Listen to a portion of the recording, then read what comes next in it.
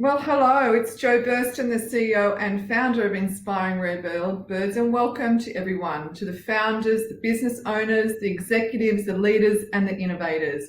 We've put together something very special for you today that I know will help you innovate and grow your businesses. There's going to be a lot to take in, but you will receive the audio and video plus 100 gold nugget takeaways in your inbox at the end of this session. So get your pens ready, enjoy the ride with us. I'd like to first of all thank our incredible lineup of speakers, as well as our partner Digivizer. Thank you, Emma Rosso. And of course, a huge thank you to the City of Sydney for their funding to help us provide this opportunity to positively impact your business. I now have the Deputy Lord Mayor of Sydney, Councillor Jess Scully, who has joined us today, who would like to say a few words about innovation and the city. So welcome, Jess. Hi, Joe. It's such a pleasure to be here and a pleasure to be talking to all of the innovators and business owners on the call. It's really exciting to be able to share ideas on how we get through this and how we get through this better. I want to start out by acknowledging that we're meeting on traditional Aboriginal land today, wherever we might be coming into this call from. I'm coming to you from Gadigal country, and I want to express my respect to elders past and present of the Eora Nation. I also want to acknowledge that Sydney is one of the most diverse places in the world, and I think that's one of our great strengths. We're home to people from 200 different cultures, and those histories and backgrounds and global connections that they bring to this city are an untapped, vast source of knowledge, of expertise, of global connections and ideas that we can draw on in times like this in order to come up with new ways of doing business and connecting with people and serving the community. So over the next 100 minutes, you're going to hear 10 business leaders, each speak for 10 minutes, helping to share some of their insights on how you innovate, grow your business and thrive in really difficult times. So that's why the city's so pleased to be able to support this event. We have known Jo Burston for a long time, both at the city and also in my other lives. I've had the pleasure of encountering Jo and her incredible work. And at the City of Sydney, we've really enjoyed having great connections with rare birds over the past few years. And also to be able to support this event with one of our COVID relief grants, because we think it's vital that businesses of all scales share knowledge and resources and stay connected through a time that is actually isolating more of us. There's been a lot of great events and great virtual gatherings that we've experienced over the past few months. But I want to really highlight the fact that the city's supported about 90 partner organisations since we established our Visiting Entrepreneur program to really focus on how we activate this local ecosystem, how we empower particularly female entrepreneurs, because that is such a vast, huge amount of potential there that needs to be unlocked and supported. And how do we, importantly, make connections between the digital economy and the physical economy? So that's something that if I could plant that seed in your minds as you take in all of this knowledge over the next few minutes, if you can think about how can the digital online world that we're increasingly living and operating within, particularly in the context of being in lockdown or being more isolated through the COVID pandemic. If you can think about how we can reconnect that digital sphere with the physical sphere of our lives, where we live, and the people that we're close to in our cities, that I think is something that we haven't quite cracked. And I would love to know how this creative community can come up with some solutions to connect the digital world of business with the physical world of Main Street businesses and the businesses that are keeping us going through a new way of living and working. So I'd love to hear some of those ideas from you, and please do get in touch and talk to me and talk to the city if there's any way that we can support your ventures and your ideas for place and industry and connecting people. Oh, and one last thing I'll just throw into the mix. We also have some exciting grants that are open at the moment until the end of the month. So if you're in the City of Sydney, please do check those out. And I hope that we can support you as we're supporting this fantastic event. Thank you so much, Deputy Lord Mayor of Sydney, Councillor Jess Scully. It's so lovely to see you, and we're so thankful for your support. It's been ongoing for a long time, and hopefully today we are going to deliver that intersection of online and the real world, and how we're all going to move forward through this time. So I'm going to get cracking on here. We've got 100 minutes of gold nuggets to throw at the audience and 10 speakers. The first one I'm going to introduce is Emma LaRosso, and she is the CEO of Digivizer. Her topic today is marketing for growth. To tell you a bit about Emma, she's an international business leader, strategist, speaker and writer, and she's the CEO of Digivizer, Australia's leading social web analytics and activations technology company, trusted by big brands such as Lenovo, Microsoft and Optus to deliver digital marketing success. Today, Emma is going to share her tips and her tricks for harnessing the power of digital marketing. So thank you, Emma. I'm super excited to share the top 10 tips of how to get more return from your digital marketing budget. So some quick hacks. But let's just set some context at the moment. So our attention spans are decreasing because we're overwhelmed with so much content. Every day we're scrolling through 110 meters of content, which means we've got to find better ways to grab attention. And yet video holds attention 5 times more than stills. And in fact, most information is able to be gleaned in the first 1 to 3 seconds. Our processing of messaging has become faster because we are getting better at processing it at speed. The other kind of key thing is the cost of acquisition is growing. And in fact, if you've got a low cost product, the cost to acquire the customer in the first instance has grown by 33% in the last 3 years, according to Mary Meeker. And so this can overwhelm your business unless you actually find ways to get smarter. So even if you solve that, where most businesses have problems is on their website. So website, any delays in speed of your web page to load loses traffic. So 47% of consumers expect it to load in under 2 seconds. They'll abandon the website if it takes longer than 3 seconds to load at 40%. That's a lot of traffic you might have paid to get to your site that you've now lost because they didn't wait for it to load. And if the experience is bad enough, they actually won't even ever come back to you. You'll never win them again, but they'll tell their friends about it. So 10 tips. What do you need to think about? So first of all, you need to think about where is your customer and to be where they are. You need a multi-platform digital strategy. So think about where they are in the morning. It might be on their mobile phone. Later in the day, they're at their desktop. Later at night, they're on their lounge with a tablet. So think and measure where they are for which part of the journey that they may be on. The other key thing that you need to invest in is that people want to hear from people, not brands. And they're 13 to 14 times more likely, we did this research with LinkedIn, to share content from you rather than sharing it from a brand. And influencer generated content, when you get someone awesome to share what they love about you, will generally get at least a 30% uplift than if you post it yourself, and will also cost you less in terms of, if you put that into paid, your cost per engagement. So you get these great wins by having humans and people tell the stories in their own authentic words.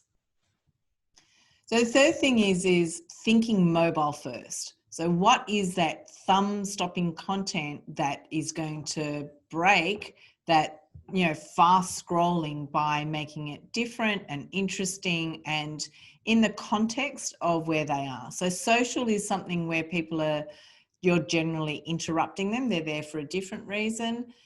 So what is it that's going to make that attractive and interesting to them? So how can you communicate what you need to in the first 3 seconds? How do you make sure you communicate and it's effective if sound was off, because most people have sound off? And then how do you use the maximum mobile face? So if you're on an Insta story, then you're advertising there. How have you designed for these formats?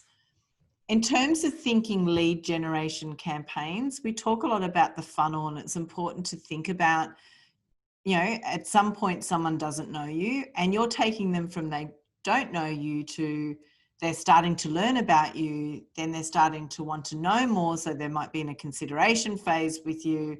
Then they might be thinking of buying from you. And the easier you make it, that experience that you design from when you're interrupting them to when they want to find you, to when you might take them to even a resell, upsell, referral, to actually maximize your investment into thinking even nurture and beyond.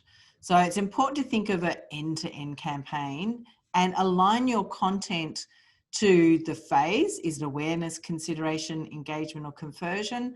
But also, what's the right content at each of those levels, and where should you be by way of platform?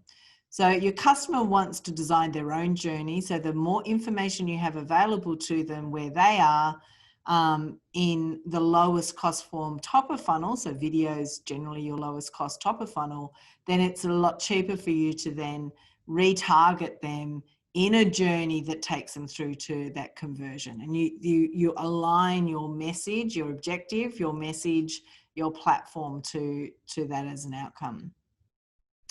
Well, often this is one of the easiest hacks is, people think that they shouldn't bid on their own brand related search terms. You should bid on your brand related search terms, because if you're not, someone else is doing it. And because Google rewards those, that when you search, it's what lands on the page. So if your site and brand, what they're searching for, is the highest match, you will get that traffic at the lowest cost. It's super effective. It protects your brand and identity, and it stops people from just clicking at what's top of page when they think they've actually gone to find you. Other things, quick wins, growth hacks, is like switch on live chat and messenger bot. This is one of the ways that answers, and particularly in this kind of COVID world, people are online, they're online all hours, and they expect a response when it suits them. So the best way is allowing them to access content, try and make as much of that available and not behind gated, as much journey design to make it really easy for them by answering a few questions or giving you some more information. They're getting close to what they need, and allow them to opt in to speak to you at a time that suits them. And this is more of an expectation. And if you don't have this on, you're missing out, and they won't return if they don't get the answers or the product or the outcome that they want when they're online. So we talked about this mobile experience. But this frictionless experience, and we talk about it as the frictionless onesie. So how to use your thumb to very easily get from, what first is served up to a buying, and then a social rating, so that you're incorporating social proof or customer feedback in this very quick, fast, easy, frictionless experience. So, what's frictionless to the customer? It's really fast. It's really easy for them to see the journey that they want to be on to get to where they want to go. So this is where you need to do your testing. And again, just thinking of how much can you communicate, and always test on mobile, because it'll be the thing that needs to work, and then allow that to kind of be multi-device from there. So video is really effective. So use it because the platforms are allowing more video to be seen. So Insta Stories is probably the biggest opportunity for marketers right now. The audience is great. They can click as fast as they want. You can create fun journeys, and then you can also click to site. So it's one of the easiest ways, and there's no kind of algorithm at the moment in the story that means you have the chance to be there. It's as frequently as you're sharing content. YouTube is probably one of your best evergreen content. So any video make sure it's on YouTube, and that you're using video to help you return in search results for people to answer the question. So think about even your SEO, like how are you tagging your videos to be easily found? And also look at TikTok. TikTok's a really fun, particularly it's flourished in this COVID, where people are using it to be entertained. The algorithm's really strong to find more of what you like, but we've seen some really great brand plays come into play with influencer generated content. So it's a great platform at the moment to leverage. And of course, all of this needs to ring true by measuring everything. So the beauty in digital, even if you're driving above the line, is that everything can be measured. You can see it as a marketing lab. You can see your objective as being keep doing more of what works. So continuously A/B test. Test the content, the call to action, the outcome that you were looking for. Test A/B continuously, so you keep doing more of what works. You can measure its effectiveness. So where do people go after the first time that they engage with you? What happens when you take them to site, etc. So use these clues to design those journeys and understand what is working best to get your best return. If they've put something in your shopping cart, then retarget that shopping cart specifically, and that would be a different outcome to someone who might have just first gone to learn because you've got some offer on, for instance. We've got an offer on that we're making available to everyone that's watched this Growth by Innovation event. And so basically it's a kind of 50% off of $45 per month, and you get a whole bunch of value which will be sent to you. You use the Growth by Innovation coupon code to get all this extra value, including a free digital strategy session. And that's how we're going to help you hack your way to growth and make you successful with money. So all the best. And follow us, because we've got awesome content in Digivizer. There's lots and lots of how to do better at digital marketing, and I encourage you to connect with me as well. I'll share as much and help you as much as I can. Thank you. Thank you so much, Emma. I love the 10 nuggets of gold that you provided there. And of course, that fabulous offer for $45 a month to join Digivizer for all of those services and perks. Thank you so much for being with us. Our next speaker is someone who I've not met personally before, but certainly have met the CEO of the business, Airtasker. Yaniv Burston is the COO of Airtasker. He knows all too well that the glue that binds and connects the community is an engaged community, as well as a high-performing team and culture. He walks the talk, and he wants you to benefit from creating a strong culture in your business. So I'd like to welcome Yaniv to Growth Times Innovation. Hey, thanks, Joe. Hi, yes, so my name's Yaniv Bernstein. I'm a software engineer by trade originally. I spent 10 years at Google, about a year at IBM, and during that time I was exposed to the positive and the negative power of organizational culture. So now that I'm the COO at Airtasker, I take those lessons and use them to help me design an optimal culture within my organization, and I'm going to take you through 10 tips organized into three categories. First, what you need to know about culture, then techniques to influence culture, and finally, some of my thoughts about cultural traits to strive for. So first of all, what do you need to know about culture? The first is really important, is that culture is a system property. And what I mean by that is that your organization is a system that there's much more than the sum of its parts. Consider the ancient Greek myth of the ship of Theseus, where it's a riddle where we say, if we have a ship and we replace each piece of wood over time, do we still have the same ship at the end? It's presented as a riddle, but to me it's quite clear that the answer is yes. And that's because the ship is a system. It has its own identity, its own properties, and its own purpose that are not embodied in any part of the ship that composes it. So an organization is the same. It has its own identity, its own properties, its own purpose, independent of the people who compose it. And one of those properties is its culture. Culture is an emergent property, which means it's a phenomenon that applies to the interactions and assumptions that govern the individuals within the system. And the important thing about this is that every organization has a culture. It can be a good culture, it can be a bad culture, or it can be somewhere in between. But a culture exists whether any thought has been put into it or not. Now, you can probably guess whether it's more likely to be good or bad whether the thought has been put into it. So culture is custodianship. And what I mean by that is that culture can be designed, but it cannot be built. The analogy I like to think of it is gardening. You can absolutely design your garden. In fact, you should. but for it to be successful, it's the plants that do the heavy lifting, not the gardener. And so gardening is an act of custodianship. The role of the gardener is to create the circumstances for the plants to behave in the way you want them to. And that's a really good analogy to me for culture. Culture can be designed, but it cannot be built. Culture comes from the people within the organization. And so if you want to influence culture, you must act as the custodian of that culture.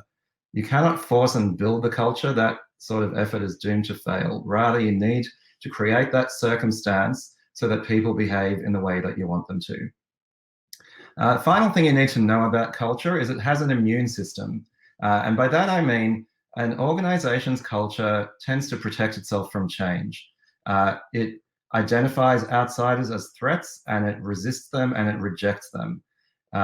This is both a good thing and a bad thing, right? If you have a good culture, then that immune system is a form of resilience that allows it to persevere, and that's one of the really powerful things about culture. But of course, it's also a bad thing or a challenging thing because it means it's quite hard to change. Attempting to influence a culture from the outside will only get you rejected. You need to be recognized as an insider before you can meaningfully change culture. And so that means that to affect culture, you need to influence it from the inside. That is a delicate operation.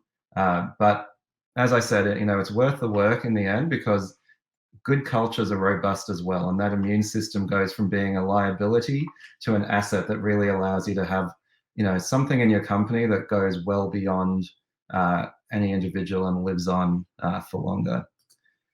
Okay, so the next step, some techniques to influence culture. The first thing I wanted to say is really important to align incentives with culture. Incentives are powerful drivers of behavior. And as with a culture, every organization has an incentive structure, whether or not it has been designed. So it's really important to align incentives with the culture. Good incentives can reinforce the desired culture, can even be part of what makes it. But bad incentives or misaligned incentives will erode the culture that you want to have.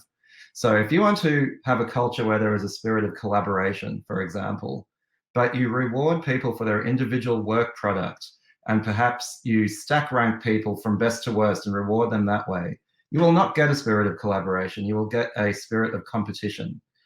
If, however, you reward teams collectively and praise teams as units, there will be a much more collaborative spirit. So it's really important that your incentives do align with your culture that you're trying to build. The next thing that you need to do is align process with culture. The analogy I like to use here is that process is the bones and culture is the muscle. And as with the human body, you need both. Process without culture are just inert skeletons, but culture without the process to support it is just kind of a lump of muscle. And so what you really need to do is make sure that you have a process that is aligned to the culture that you have and that you want to build, and that you make these efforts deliberately. So, a recent example for us at Airtasker has been OKRs, objectives and key results. Some of you may use this framework. It's extremely simple, and we were asking ourselves, why was it so hard to get right? And what, of course, we realized is that our culture was not yet caught up with the process, and that the real heavy lifting of making OKR successful is to have a culture that is outcome focused and that has a sort of shared sense of responsibility. And so we actually had to work in tandem across both culture and process to make OKRs successful. Until then, OKRs were just like that skeleton. They were kind of pointless bureaucracy that didn't get us all that much. Next thing you need to do is build alliances. This links back very closely to point 3, which is about the immune system. So having allies on the inside, other people within the culture who are aligned with what you are trying to do, is nearly a way of kind of getting insiders, of deactivating the immune system and saying this is an internal piece of work that is happening. So, when I was at Airtasker, prior to being COO, I was the Vice President of Engineering.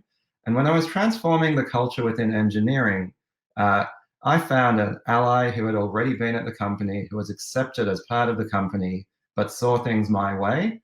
And that collaboration was absolutely critical. That alliance was what made it possible for the culture to change. Next thing, and this is a little bit disappointing, but it is absolutely true, is that patience is a necessary ingredient.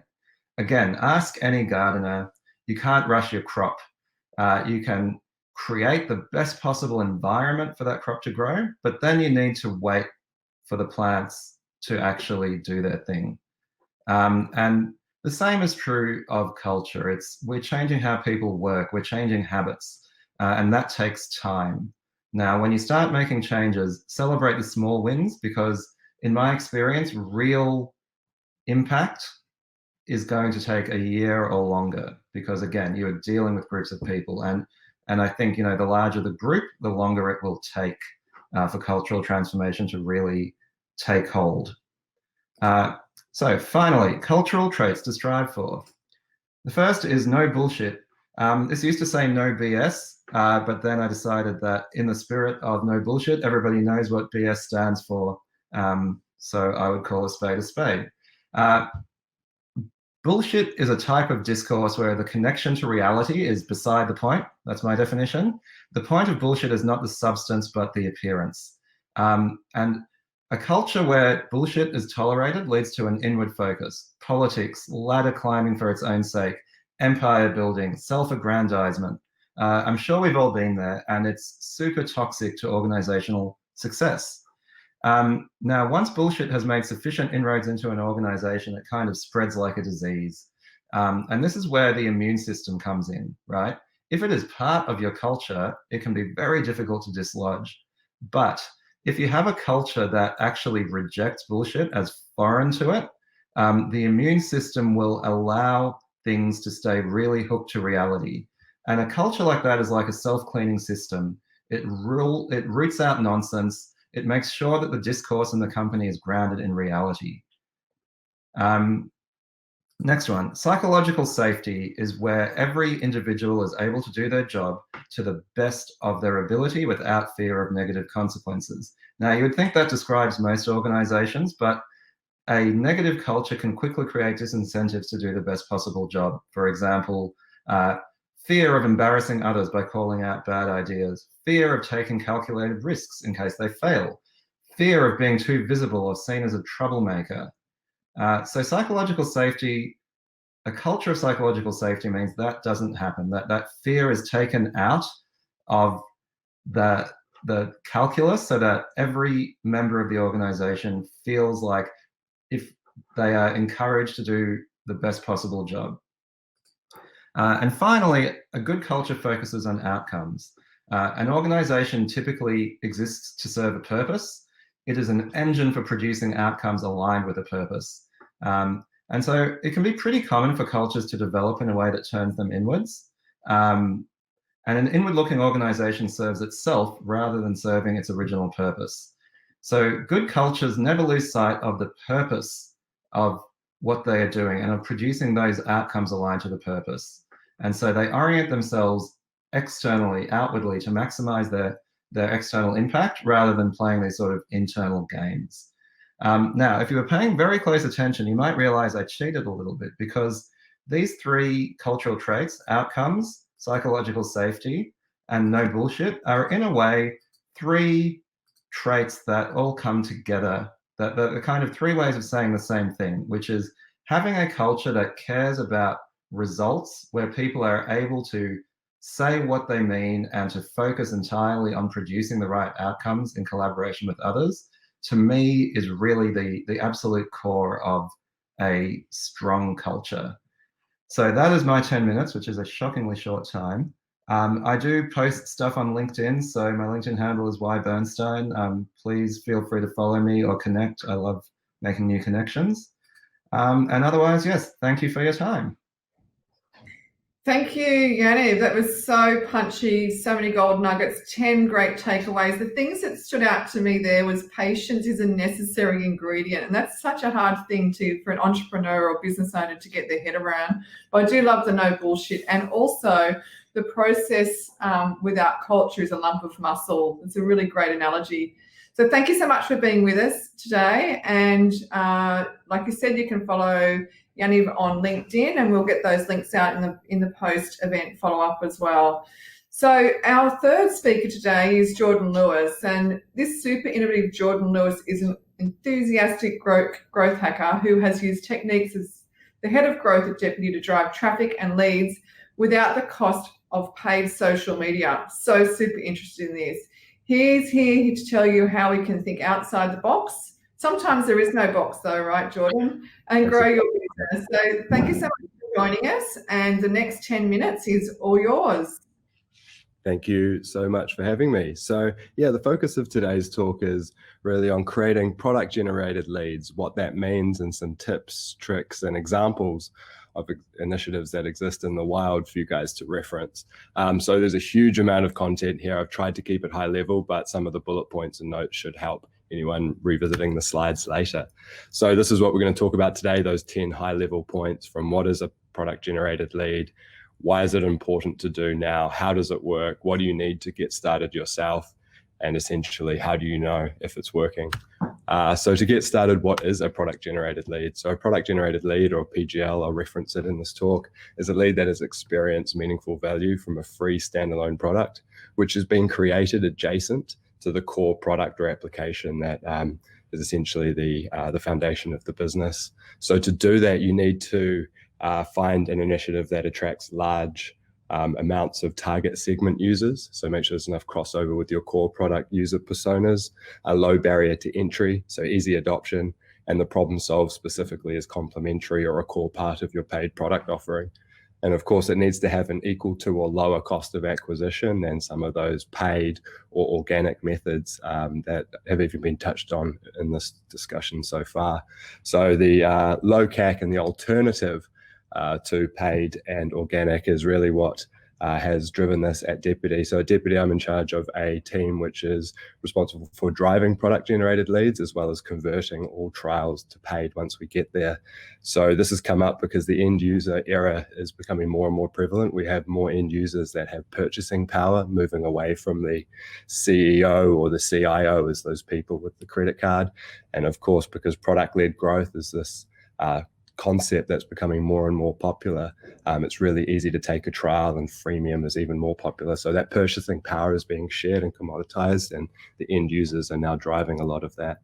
And of course, as you can see in the graph, both paid and organic costs are really increasing here. So I won't go into detail about talking to these examples, but you can look at them yourselves. So one of the first PGL initiatives I did was called the Vend Scanner app, essentially an app that enables anyone who wants to count barcodes or inventory to turn their phone into a stock taking device. And because Vend is a inventory management point of sale company, it's a way for anyone in the world to use a Vend product, and then as a way to become a paying customer. And I'll talk through how that works in a moment. And a more recent one that I've just been working on with the team is the pre-work check, which is at a Deputy product, and it's really to help any business in the world ensure that their employees are safe and healthy before turning up to work. So super contextual in this COVID environment.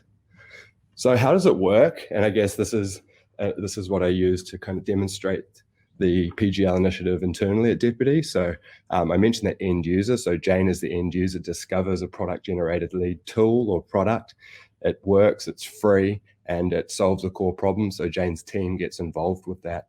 As they're delighted from that PGL initiative, it solves a great problem. They're really interested. Where did this product come from? And it's obviously labeled with Deputy or Vend in the previous example. So they check out the core product. Through UTM tracking and other things, I think it was mentioned earlier, you can then end up in the free trial and then converting from a free trial ultimately. So Jane's entire organization is using the core product. So that's a quick overview of kind of how these things work in practice. And of course, that can take a long time and require a lot of nurturing. So this is an example. We talked about lead source and UTM tracking. Once we get those leads, we nurture it in slightly different ways, sometimes exactly the same way as other content leads, and then obviously try and drive them down the funnel to paid in quite a typical way. So it's essentially just another type of lead source. So what do you need? Well, you need a small growth squad. It doesn't necessarily need to be aligned directly with product or marketing. At Deputy, it's product-based, but it works if it's in between or marketing focused. But you do need that cross-functional squad. And obviously PGL initiatives are engineering artifacts, I guess. So quite important you have good engineers there. I've actually mentioned that they need to be experimental and commercially minded, so that outcome rather than output is incredibly important, as was just mentioned. They need to be really savvy in getting involved in user research and custom interviews, and not just leading that to the product manager or designer. They need to be highly adaptive and responsive as well. That pre-work check example, it's all well and good having a roadmap, but if an opportunity comes up, you have to be responsive enough to capitalize on that. And the team sometimes, context switching can be a problem for some, others not so much. Cool. So where to start? So find something that your product does well or as a core part of your value prop. So find something you can think, well, could this be compartmentalized and actually a standalone solution that could attract top of the funnel traffic? It needs to be delightful, because if it is not delightful, it won't create that evangelism and that inquiry into your core product offering. And find something that can be essentially supercharged when combined with your core product. Great on by itself, but even better when combined. And that's where you'll get that real upsell and that viral loop there. So this is another thing we talk about internally, and so we don't get ahead of ourselves. These are experiments. So generally we hold ourselves quite accountable from going left to right through this process. We need to solve, first of all, is this a problem worth solving from a PGL perspective? Is the market agreeing, and are they actually looking to solve this problem? And then from a product validation perspective, once they've found your product, is the product got market fit? Is it driving repeat usage? And if so, how do you close that viral loop and ultimately drive that trial or that sign up of your core product offering? But you have to fail fast. So these are experiments, as I said, so they're not startups. It can be quite easy to get emotionally involved in some of these standalone products and get a little bit caught up in the moment. So don't be afraid to say goodbye, or be very data driven with a lot of your analysis rather than emotional, because it is quite easy to happen. And let the data talk and combine both qualitative and quantitative research. And the reason for that is some companies or some initiatives don't have enough traffic to really do methodical A/B testing or drive to statistical significance. So you can use a bunch of tools, and some of these are my favorite ones listed here, depending on if you've got volume or if you're just looking for some of that anecdotal feedback to make quick improvements with low volume. So ultimately, if you can get this right, a product generated lead can play two parts. It can generate new top of the funnel traffic, essentially a new lead stream or acquisition source, but it also gives you, the remit or the opportunity to fail fast and fail safely, because it's not your core product. So obviously when you're messing around with things for paying customers, that has a hard change management, but because this is a new adjacent solution, you can fail pretty quick. It also gives you the ability to brand it quite subtly early on. And as your product gets more comprehensive, less MVP, you put that brand in a bit more of those, higher prominence and more of a hero position. It's really disruptive as well. I've seen several examples where PGL initiatives have got all of the competition copying and doing the same thing. Why, I'm not sure. Sometimes they get it wrong and do it more of a product feature than a PGL initiative. So that's been an interesting observation. And in this example here, again, if you do check out VenScanner, you can see how that acquisition tool has now become a hero feature as part of their ven.com page, and is essentially a delight for both new customers and existing customers as well. That is my talk, everyone, today. I think I've touched on 9 minutes. Slightly ahead. Thanks, Jo. Thank you so much, Jordan. There's so much meat in the sandwich there. I can't wait to relook at all your slides later on. It's really hard to fit all of that knowledge and wisdom that you sit in into 10 minutes. So I do appreciate how you have distilled it as clearly as you have. But my big takeaway from yours was be very data driven. Let the data do all the talking and don't be emotional in the analysis. It's a great reminder to look at the numbers, not the feelings first. So I just want to say thank you again for joining us. Thanks for giving your wisdom, your time and your energy, and look forward to talking to you again soon. Thanks, Jo. Anyone can hit me up direct on LinkedIn if you want to discuss this further or want to True. talk about initiatives on your end. Thanks, everyone. Terrific. And we'll provide your details in the post-event follow-up as well, Jordan. So I appreciate you being so available to the Yeah, to totally. the And today. excited to hear from Greta next. That will be a great talk. Thanks, Yeah. everyone. Absolutely. So let's move forward. Thank you for everyone that came back and joined Growth Times Innovation. We had a little bit of a hiccup at the beginning of the session. We're back on and it's all steam ahead for the next 70 or 80 minutes. I'm really pleased that Greta Addison is joining us from Xero, and she's going to talk today about the partnerships advantage. So at Xero, Greta Addison has unlocked the power of partnerships as a pathway to growth. She's an advocate for companies leveraging the capabilities and networks of others to combine and share resources and accelerate growth. So thank you today for joining us, Greta. We're so thrilled to have you. I had a very long relationship with Xero in its early days. In fact, I remember going to its first head office in Auckland, I think it was about 7 or 8 years ago. So welcome, Greta.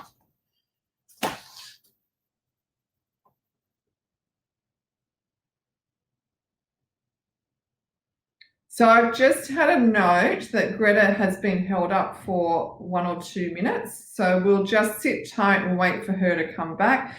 Just a reminder that all the speakers today are going to provide their 10 takeaways for you post-event.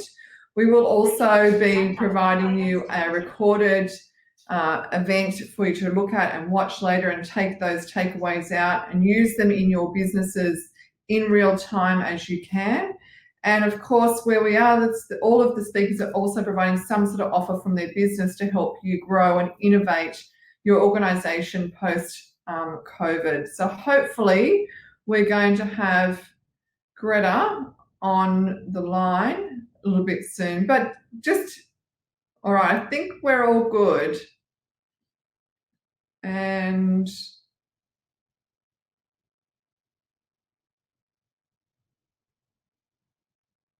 okay, we have Greta in the green room, and I think she's about to turn her video and sound on. So the joys of time and technology, of course, we all live very busy lives and running from one meeting to another. And I think we've now got Greta with us. So Greta, welcome. I've introduced you. Thanks for being with us at Growth Times Innovation. Lovely to see your happy, smiley face. And the next 10 minutes is all yours. So let's go. Yeah, well, wonderful. Thank you, Jo, and thank you for being so patient with me today as my computer just crashed. So it's such a nice way to come together at the moment, isn't it? And, thank you so much, Jo, Rarebirds, Emma from Digivizer, along with the City of Sydney, just to bring everyone together on this summit today.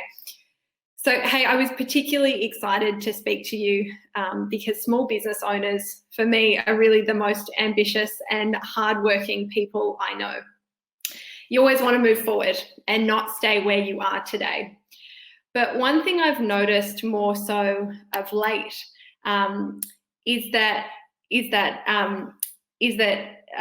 growth and progress sometimes is not met with the resource that is needed. And it led me to one question. And from looking at the group that's on this call today, from being on earlier, it was very apparent that I'm sure you are also those small businesses, that you see potential and opportunity in everything that comes your way, and you want to continue to grow. But sometimes the resources aren't there. And the question I want to unpack with you today is, how do you continue to grow and become more resilient with less? So let's look at that in today's context.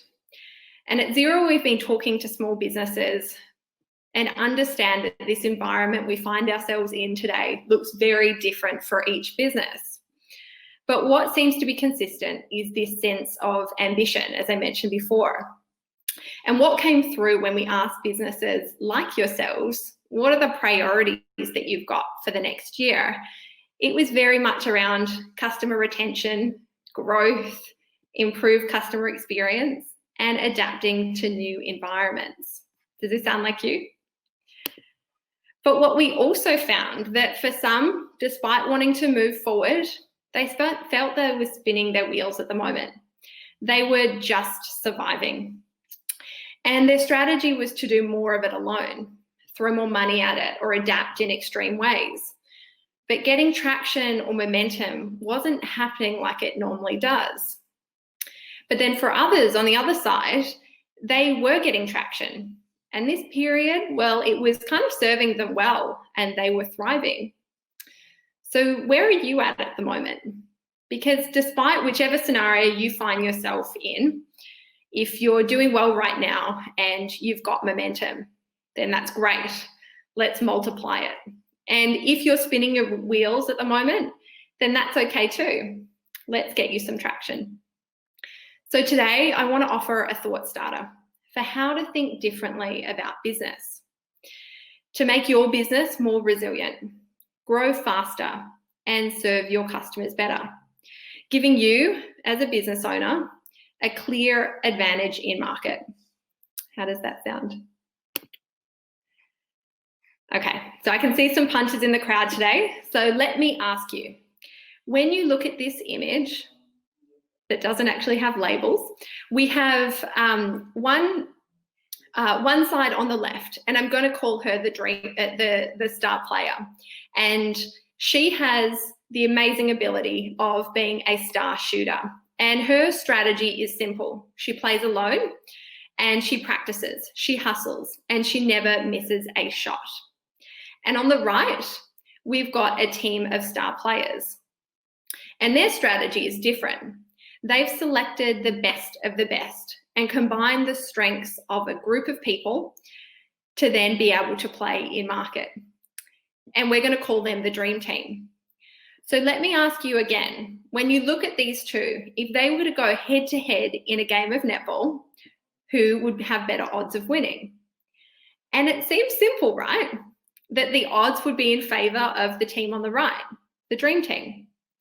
And so if it's so obvious here, then why do we sometimes try to do it all alone?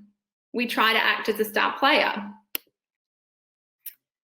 So let me now take you back to 2007. Two people sitting at a kitchen table. Meet Craig and Rod. And they're sitting at Craig's kitchen table where Xero was created. And on the right-hand side, you might be able to see there's a book on the table and it is called Accounting for Dummies. And back then, Xero did one thing brilliantly. We were a star player.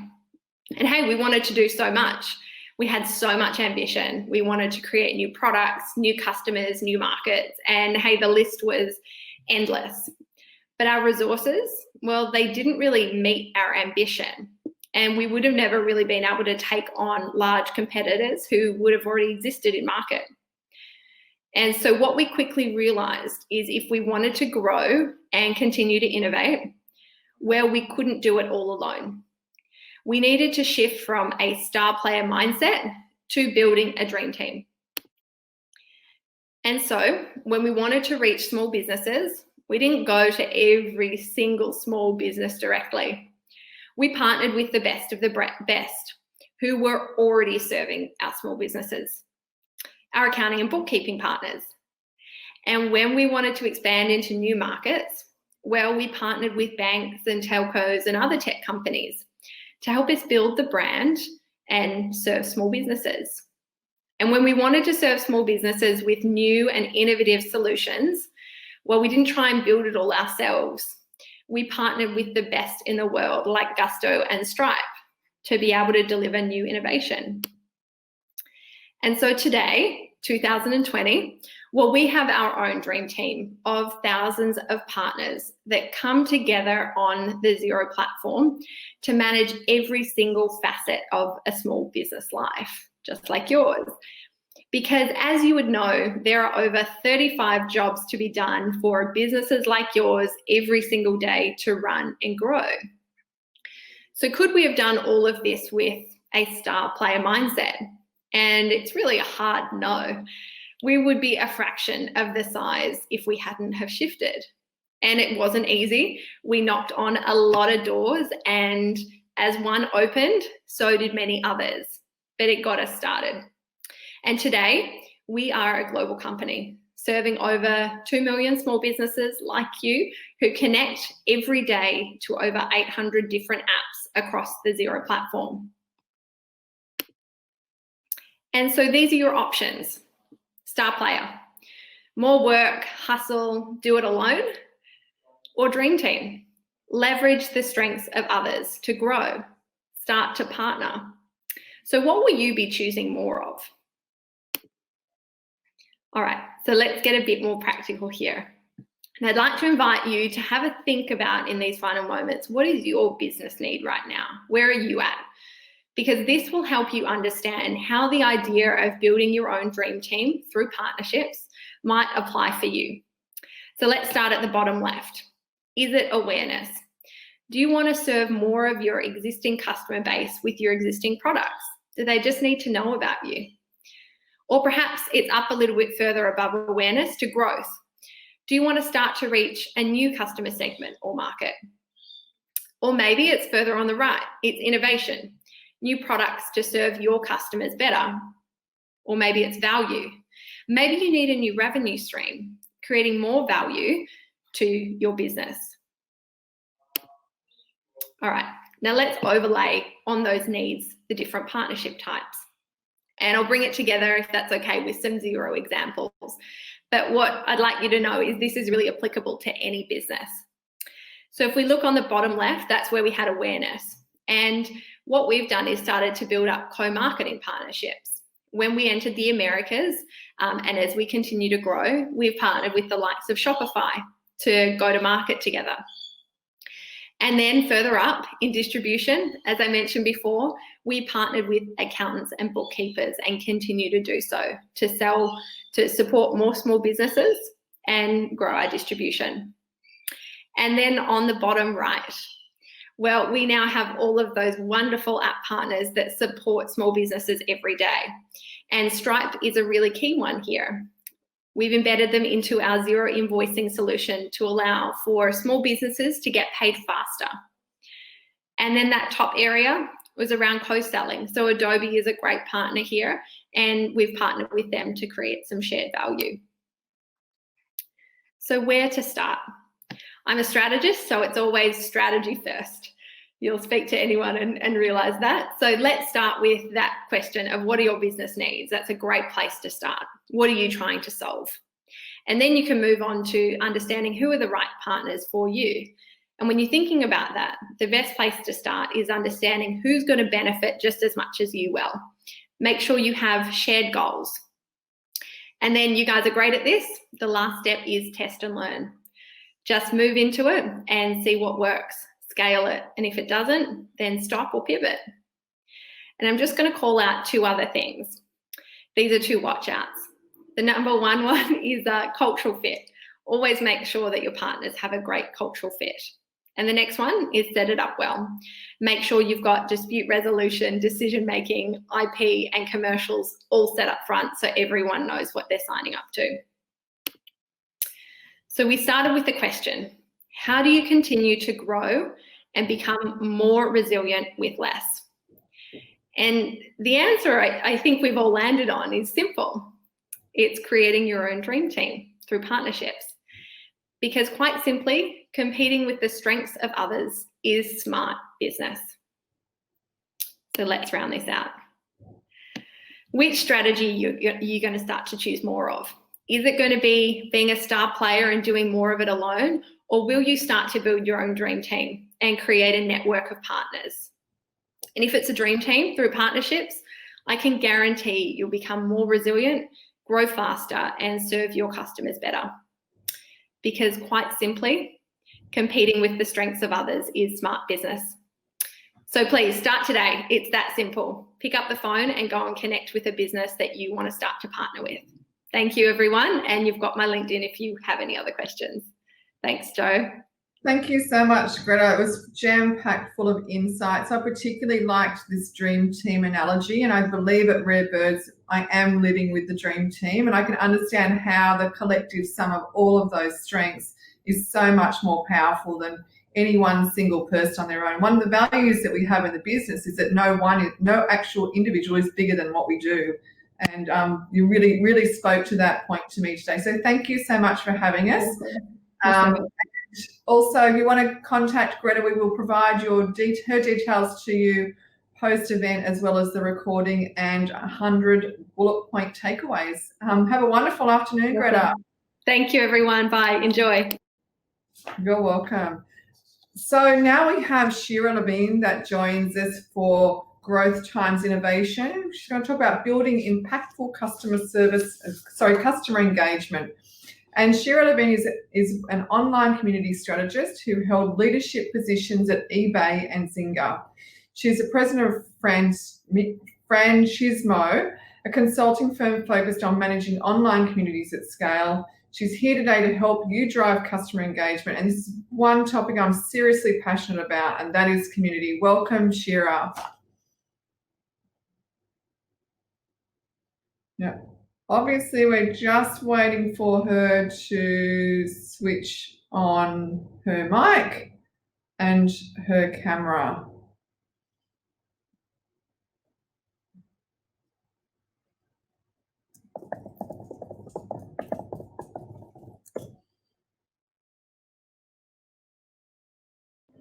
So while we're waiting on Shira just to come back to screen, a reminder, 100 takeaways today. You'll receive them in your inbox post-event with a recording, the video recording of the entire event as well. So here we are. Welcome, Shira. Thanks for being with us today. I have introduced you, and I know you probably just turned on your camera and your microphone. So now it's the next 10 minutes is all yours.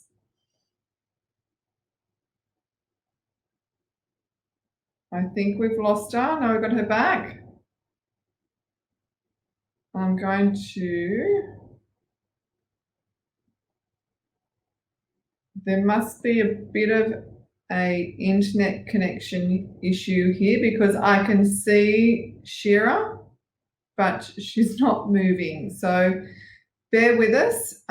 Should just be a couple of minutes before we get her going. The age of technology, everyone is on so many webinars and connecting that I think internet overload is happening at home. So bear with us. She's going to reconnect with us in just a couple of minutes.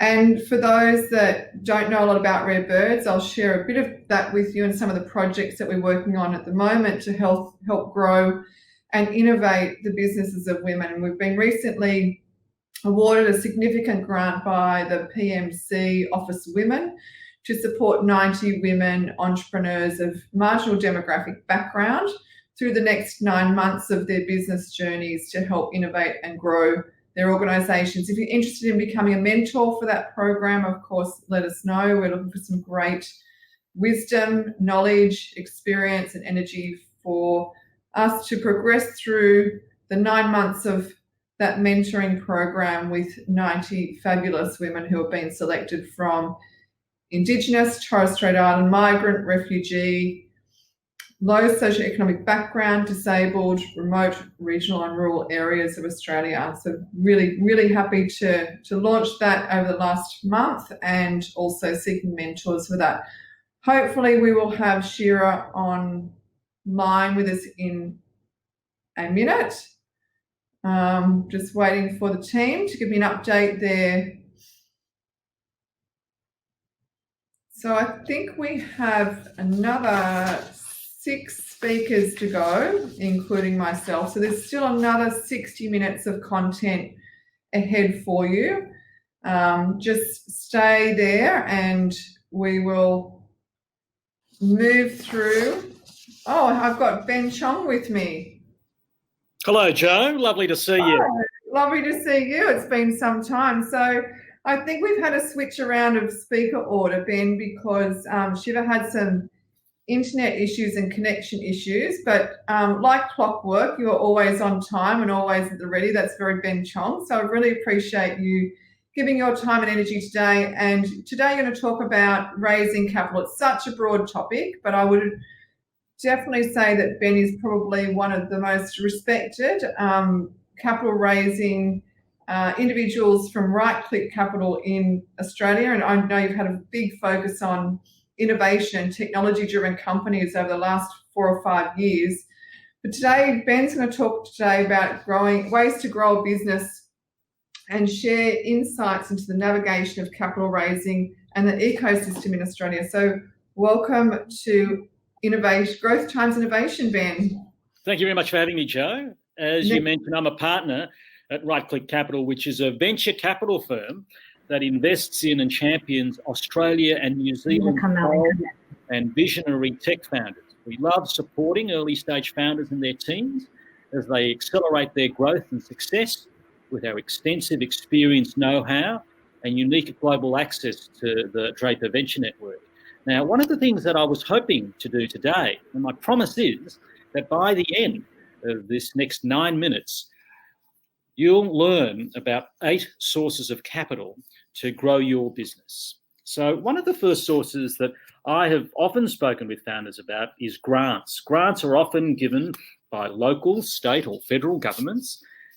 They're sometimes from as little as $5,000 up to $1 million.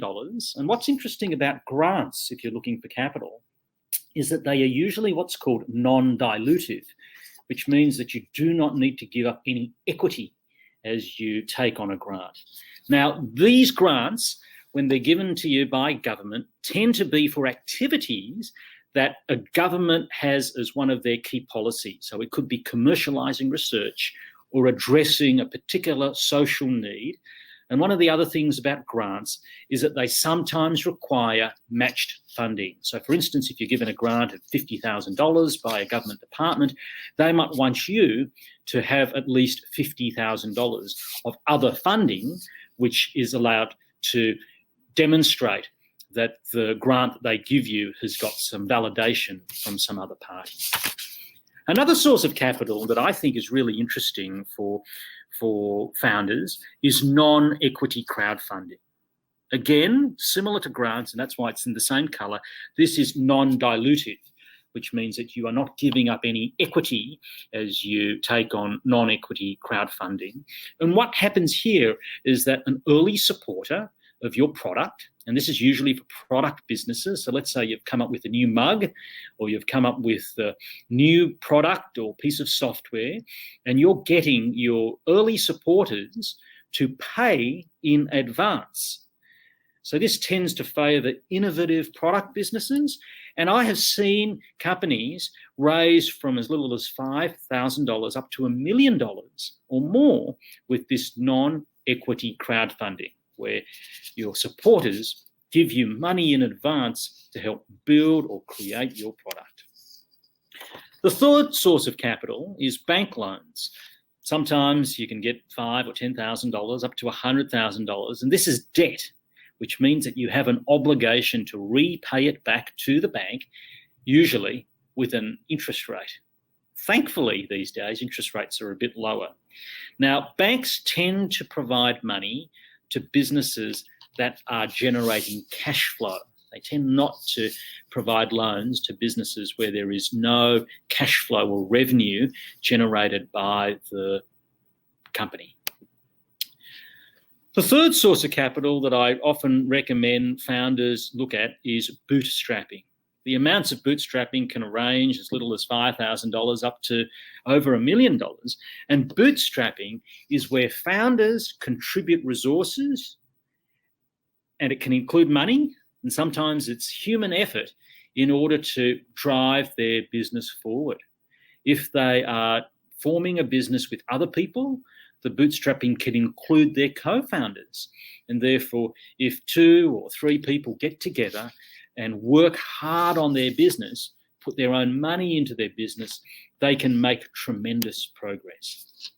Now, as you can see, the dark green with bootstrapping and with angels refers to capital which attracts equity. Angels are sometimes family or friends, but they're also a type of individual who can provide money to your company in exchange for shares. They can put in between $25,000 and $500,000 in exchange for an equity stake in your business. And for that, they'll want to see that your business can grow and hopefully grow very large. Angels are quite related to equity-based crowdfunding, where a company is wanting to raise money and decides to get lots of other people who might put in $5,000 or $10,000 at a time to also contribute equity in exchange for shares in the business. For equity-based crowdfunding, where you're going out to the public, that tends to favour product businesses. Now, I spend most of my time in the world of venture capital, and venture capitalists like me are fortunate to have had investors, sometimes superannuation funds, give us money to invest on their behalf. So in order for us to return money to the superannuation funds so folks can have a nice retirement, we take an equity stake in a business, which means that we provide money to the company and the company gives us shares in return.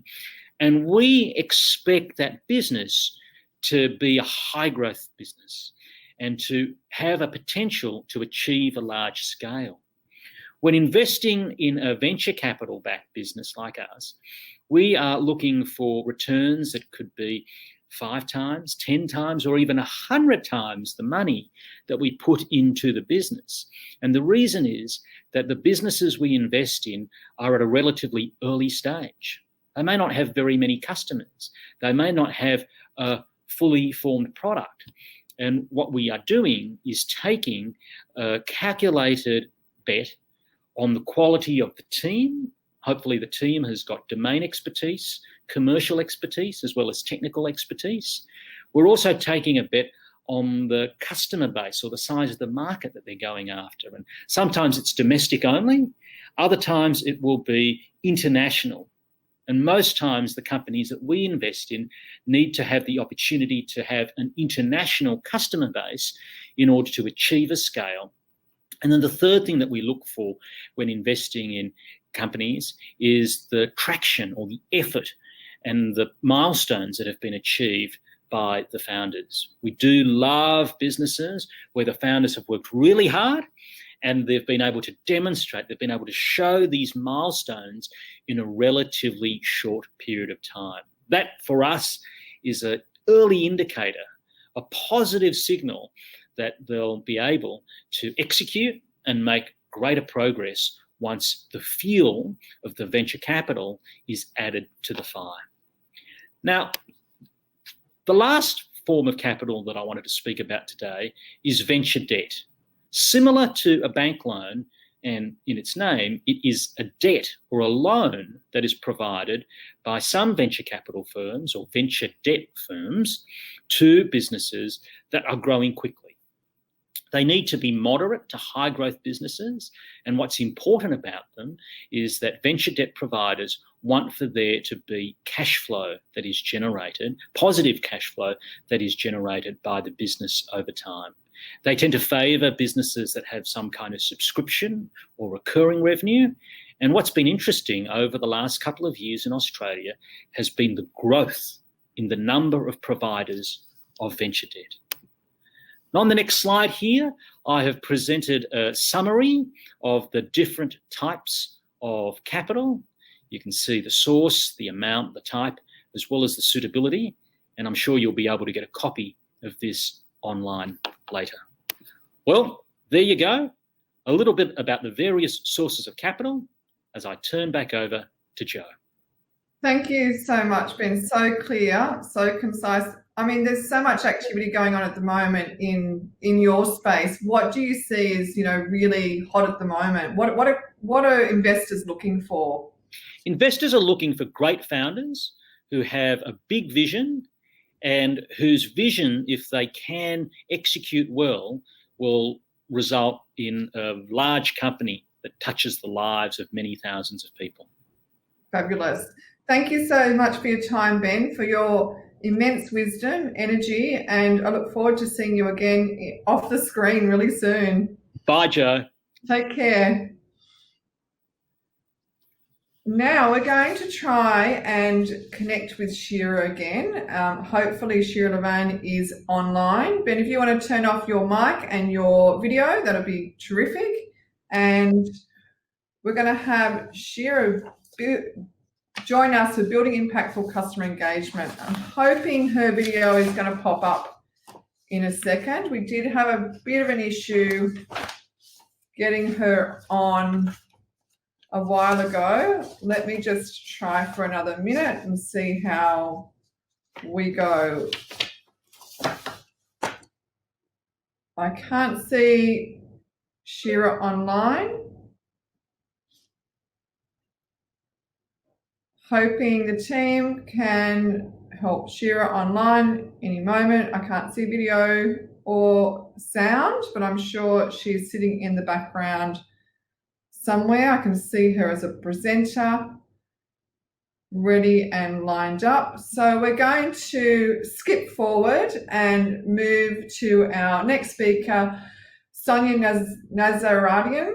And Sonia is a recent acquaintance and now a good friend, I would say, of Inspiring Rare Birds. Sonia joins the platform with us today. She is a leader in industry, business and transformation sales and go-to teams. Sonia has had the opportunity to build capability and introduce new strategies and business models that have unlocked new growth opportunities whilst embedding a customer-centric philosophy and delivers business value. Today, she will take us through how to power the internal capability of an embedded growth mindset in an organisation, including culture, performance and learning. And of course, the topic is perspectives on an organisational growth mindset. Have we got Sonia sitting in the background ready to go with us? Sonia, if you can turn your mic and your video on. Have we got Sonia there? 10 speakers, 10 minutes each. You know, in this world of technology, nothing is going to go completely to plan, but of course, we get there in the end. Hello, hey, Jo. Sonia. How are you? Good, Jo. How are you? In the queue and coming a little bit earlier. We've had the 10 speakers, 10 minutes each. You know, it's pretty fast paced, and you know that something can probably come from left field, which it did, but we're all back on track. So wonderful to have you. Thank you so much for joining us and sharing your wisdom and experience. And I'm going to hand over the next 10 minutes. They're all yours. Awesome. Thank you, Jo. Hi, everyone. I'm going to start by posing a question that I hope to answer in the 10 minutes, which is, how do you retool a 40-year-old corporate culture while honouring the past? How do you engage 110,000 employees across 100 countries to embrace that evolution? So it's wonderful to be with you here today, sharing my perspectives on organisational growth mindset, particularly during these times. So I'm Sonia Nazaradian, and I'm one of the 110,000 working at Microsoft, leading this effort, and delighted to share with you my ×10 insights, which on what continues to be a remarkable cultural and business transformation, but also share some of what I've experienced working with many organisations in the corporate and enterprise sector who are each day disrupting, innovating, challenging and growing their respective businesses. So to start with some data point here, the Institute of Corporate Productivity in the US, which examines tens of thousands of businesses that have gone through transformation over thousands of companies, identifies that high-performing organisations, those that have experience, better revenue growth, market share profitability and customer satisfaction, are significantly more likely to exhibit traits of a healthy culture, like bringing out the best in their employees, nurturing innovation and being collaborative. So we know there is a direct correlation between growth, innovation and performance and a healthy culture and positive mindset. Now today, many organisations are transforming to optimise for a knowledge-based economy and being well positioned for the digital shift, to harness the economic value that's available to them through technology advances, improve their businesses, better serve customers, etc. So I guess this brings me to my first insight, which is really about understanding what is the top of mind for your organisation, to determine how well it's positioned to actually make the necessary pivots and changes it needs to. As you can see here, there is a lot of opportunity and areas that businesses are adapting, and particularly during these times, these challenging times, from an economic standpoint, the impact that social distancing is having on our lives, the way we work. It's really forcing businesses to look for new ways to operate more efficiently, to improve their bottom line, develop new ways to engage with customers in non-physical forms, and provide better safety to their employees and their environments. So we know any form of change is really hard, and you really simply can't rely on a strategy, a scandal, or even a pandemic to jolt your business and people to adapt in a really long-term sustained way, because what your people believe and how they behave evolves over time. So in the same way that your current culture didn't manifest itself overnight, nor will any desired cultural or mindset transition. Which leads me to the second insight I wanted to share, which is around, it's not about changing per se, but it's about renovating your culture and getting it future ready. So what do I mean by that? This is the approach that we very much took at Microsoft. And it actually started by knowing the areas we needed to change from the survey and the work that we did, but actually defining, what does culture mean to the company? At Microsoft, we defined it in this way. Culture is an outcome. It's the result of how we behave and work in our system. It's guided by decisions and what is reinforced. It's not an event, this year's bumper sticker, poster campaign, or set of words. So once you can have clear on the definition and where you can begin to determine the change and mindset shifts that you need. Since our current CEO, Satya Nadella, took the helm in 2014, Microsoft's undergone some rapid and necessary renovations. You know, we're talking about a 40-year organization who's only had 2 CEOs prior, 110,000 employees. So you can imagine that, you know, culture ran deep and mindsets were very much ingrained. But what we recognized very quickly was there's a rich history, and that rich history is really important to how you evolve. So the third share here is the importance of honoring your past to define your future. Now, this is about tapping into the powerful DNA of every business, and every business has got a powerful DNA. For us, we found this incredible spirit of giving, formed through our strong philanthropic history, pioneered by Bill Gates. Strong desire and responsibility of technology for good. We care about privacy, we care about security and the ethical uses of technology, and we had big, bold ambitions.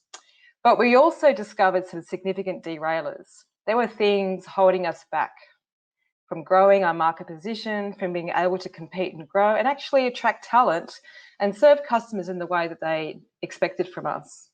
We were seen as somewhat arrogant, considered ourselves to be the smartest. Some describe it as being stagnant and stodgy, old tech, boring, not the sexy new players like Google and Amazon, and Facebook and others. We had pretty tough performance ratings that drove a highly combative and competitive behaviours. We were essentially seen as know-it-alls.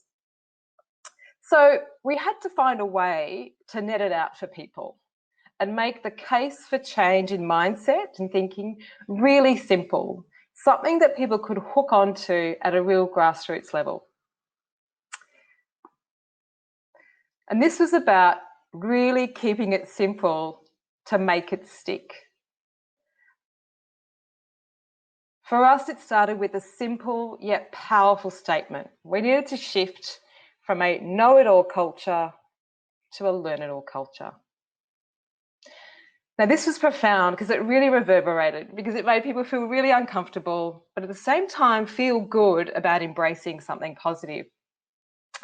Now, Heidi Halverson, who's from the Neuro Leadership Institute, sums this up really nicely in a nutshell when she says, when you're improving instead of proving, learning instead of knowing, and developing instead of demonstrating, life just gets easier and your job gets so much more enjoyable. So taking this simple approach can be really effective in raising awareness on the areas of change And having CEO and a leadership team who really champion and embody that change helps sets a tone and provides a path for employees to follow. But we also needed something strategic, something programmatic that would help drive that shift and give people an experience they could actively participate in. So for us, it was about adopting growth mindset. And many of you are familiar with growth mindset, the research that came out of Stanford, psychological professor Carol Dweck, which pretty much is centered around the fact that we all have fundamental beliefs, qualities that are strengths and things that we're not so good at. But the difference is if you have a fixed mindset, you believe that those things can't change, you're stuck with them. Those with a growth mindset believe that you can learn, grow and improve. So this was profound and really fundamental and supported that change around the know-it-all to the learn-it-all. And it started really simply by giving everyone a book and saying, read it. It was research. It was grounded. You couldn't challenge it. It had been proven practice. But we then were able to make it our own, which is the fifth insight here is pick something strategic programmatically that you can embed, but make it your own. So we started with the book, but then that extended really quickly to online training courses, coaching sessions, learning resources. And we were able to really ingrain this into our thinking, and so much so that when people think about culture now, they think about growth mindset. They're interchangeable. And this has been a real game changer for us, particularly given the opportunities that we see for our growth in the future, because it's driving people to think out of the box, being able to leapfrog without fear, without knowing where your destination is, always trying new things and having that ambition to not be constrained by the things that exist today and be bold enough to pursue opportunities. Now, I'm not talking about a cult, establishing a cult. We are far from perfect. And every day we come across challenging circumstances that force us into fixed and growth mindsets and behaviours. But what's important is that aspiration to drive towards and having that clear in people's mind and that ability to understand when we may be limiting ourselves versus advancing and making progress. But for a change like this to take hold, it's got to hold true for people. And it's got to be anchored in your purpose and mission. You can't fake this stuff. And I know many organisations have incredibly powerful missions that can mobilise change and foster intrinsic motivation. For us, it's empowering every person and every organisation on the planet to achieve more. Now, you might think this is lofty at first glance, but when you consider the role of technology has in society today, combined with what I shared before about our DNA, about tech for good and helping others, and how tech is advancing in healthcare, supporting remote communities, providing access to education, helping people with disabilities, and supporting the incredible changes we've seen over the last 5 months. You can see how it can deeply resonate with people, and it does have meaning. For everyone has the opportunity to make this impact. That said, when you're in the trenches and chasing targets and dealing with customer issues and complaints and constantly challenged by competitors and all of the other pressures that businesses experience, it can be really hard to stay altruistic and connected to this bigger picture. It can definitely provide a cushioning effect, but it takes more to develop mastery and change the mindset towards that high performance. And, we operate in amazingly complex times. I think it's the World Economic Forum recognised that leadership is a global concern today. And 87% of people they surveyed believe that we're in a leadership crisis, and 23% not having confidence in their leaders. So considering how much the world has changed, one might consider whether the traditional leadership models of hierarchy, command and control, and top-down are actually sufficient for the world we live in. There's an entrepreneur and former Icelandic presidential candidate, Hala Tomasdottir, I hope I've done that right, who talks about modern leadership. And she says, anybody can step up and make a difference, even if you don't yet have power. It does not matter your role, your title, your level, or whether you are a people manager or not. Everyone has within them the power of leadership. Think about the 16-year-old. who started a global movement around climate change. No one gave her that authority. She now speaks to heads of state, global leaders and commentators, and is changing the dialogue and debate.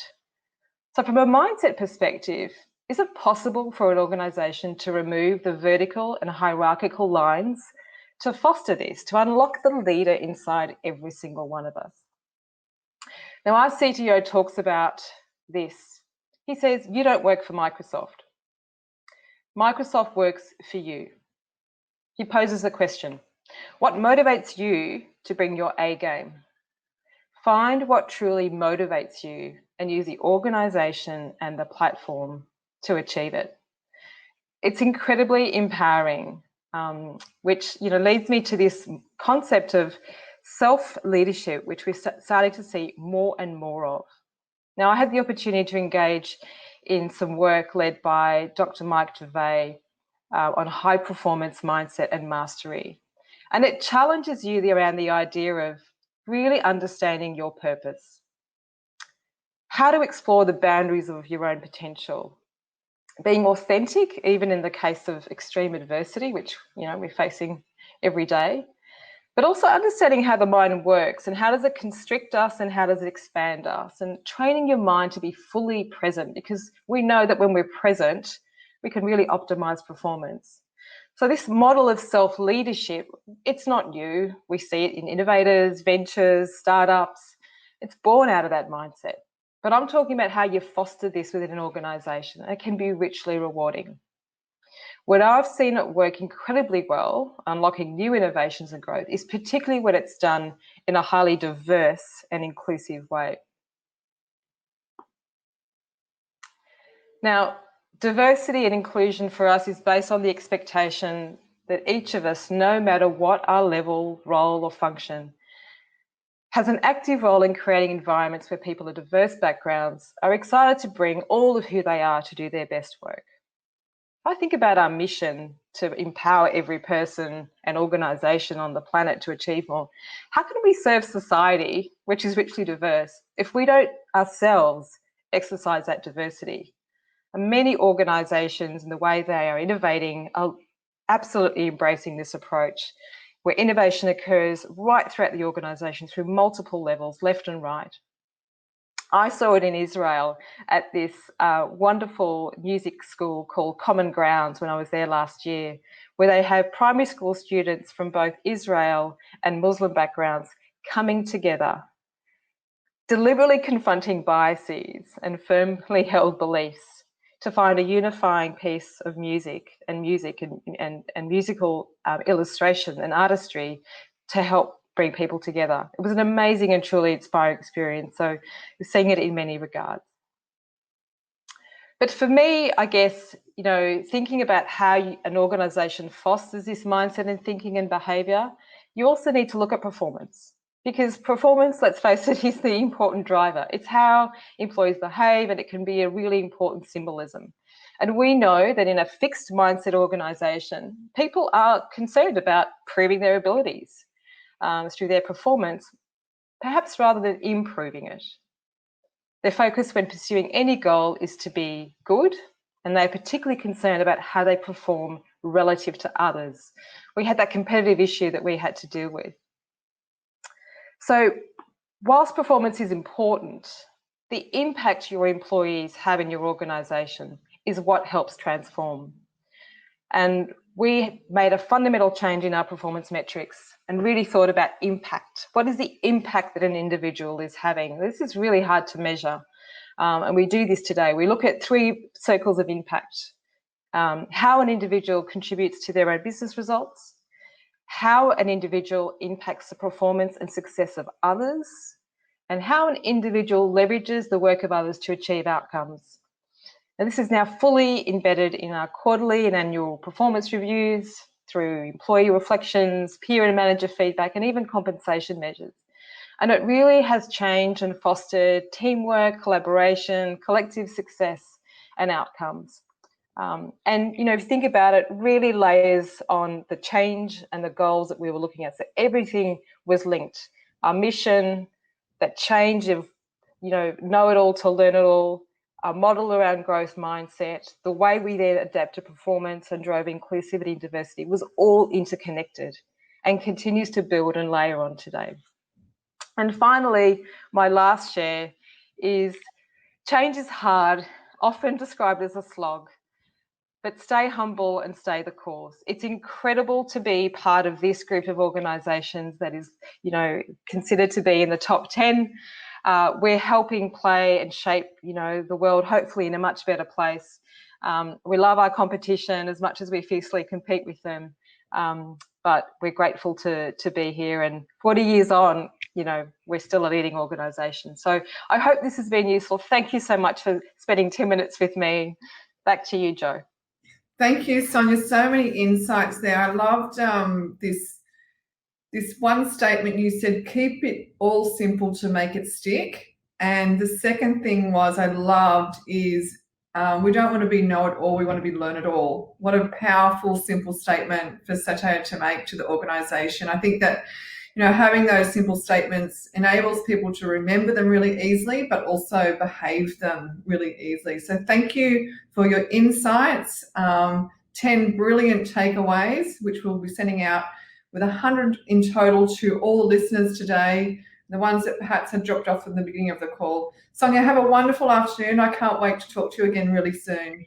Thanks, Jo. Thanks, everyone. Hi, Craig. I'm about to introduce you. Hope you got your video and your mic ready to go. To give you some background, Craig is going to talk to us about leading through change. And Craig Davis is currently an advisor for KPMG and one of the co-founders for Sendal. And I actually used it last week for the first time, by the way, to ship a surfboard to Lenny's head, and it worked. Got Brilliant. there. Yeah.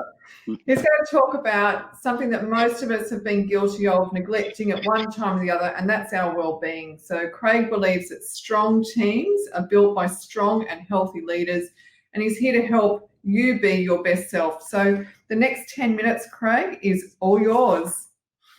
Fantastic. Thanks, Jo. Hi, everybody. I think I've got one and only slide, so maybe in the background someone can throw that up for me. That would be great. For the first 20 years of my professional life, I only really had one strategy, which was to work stupid hours and run on fumes and put my physical and mental health in harm's way. And somewhere along the line, I'd made this decision, this subconscious decision, that I had to trade off my well-being and my relationships in order to fulfill my ambition. And that's, as a leader, what I brought to my teams, which is a hopelessly flawed way of thinking.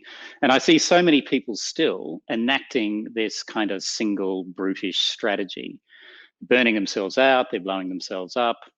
And the truth is that's a really dangerous game. Most startups and early stage ventures fail. And of those startups that fail, 65% of them do because of founder well-being and management issues.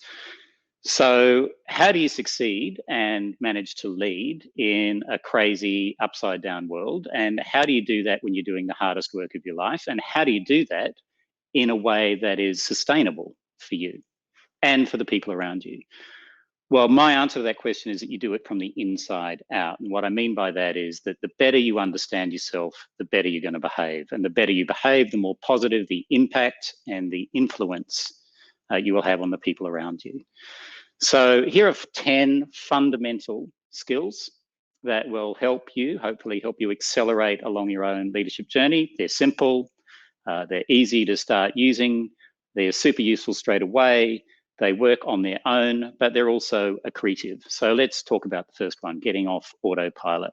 As human beings, we're really good at this. We're in the past, we're in the future, we're distracted, we're reactive, we're judgmental. According to Harvard research, we're in that mode by default 47% of the time. So if you get yourself off autopilot, you've just doubled your capacity to lead your team or your organization. So getting off autopilot seems then pretty important. There's an immediate payback. So how? Well, one way is just to be simply aware that this is our neurological default mode with different parts of the brain lit up simultaneously. Another way is to actively learn to train your attention, point 2. So let's talk about that. Attention is a very scarce resource. But if you get good at it, it will help you with your focus, it'll help you hit flow states, it will help improve your relationships. So I actually want to do an exercise with you all right now. I'd like you to sit up in a position this afternoon where you can be alert and relaxed at the same time, feet on the floor, hands resting in your lap, distractions away, drop your chin a little, closing your eyes, don't look at me, and just gently and kindly bring your attention to your breathing. You don't have to breathe a particular way. There's no technique here. Just notice your breath. Something that we do 20,000 times a day. And the lovely thing about our breath is that it's always in the present.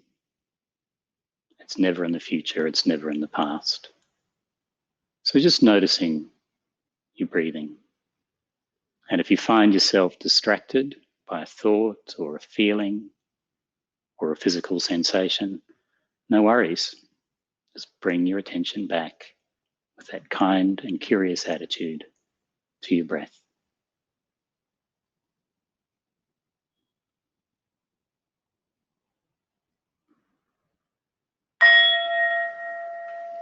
Brilliant.